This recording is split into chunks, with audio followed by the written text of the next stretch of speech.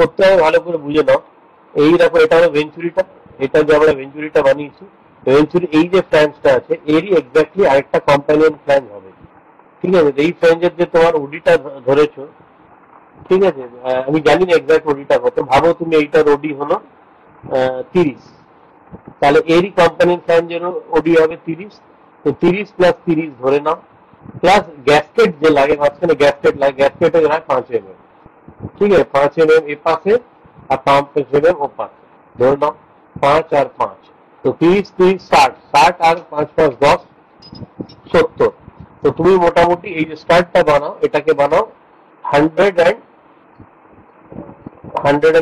mm long, 150 mm লম্বা total স্টার্টটা বানবে।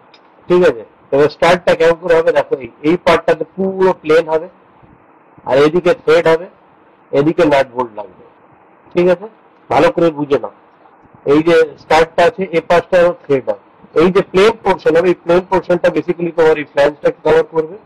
আর এর আরেকটা ফ্ল্যাঞ্জ, এই দুটো ফ্ল্যাঞ্জ, এই ফিউজের ফ্ল্যাঞ্জের হিসাবে তুমি ধরে নাও, তোমার যদি 30 করে এখন ফ্ল্যাঞ্জের থিকনেস হয়, 30 30 60 60, তুমি এই জিনিসটাকে 70 ধরো, এই পোর্শনটাকে তুমি 70 mm ধরো, 70 mm।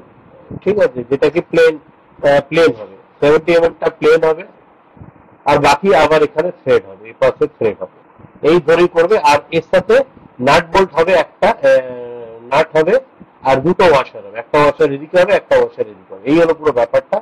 এই মেটেরিয়ালটা যাবে, এটা কার্বন স্টিলের হবে, এই যে স্টার্ট হবে এটা কার্বন স্টিল মেটেরিয়ালে হবে, কার্বন স্টিল।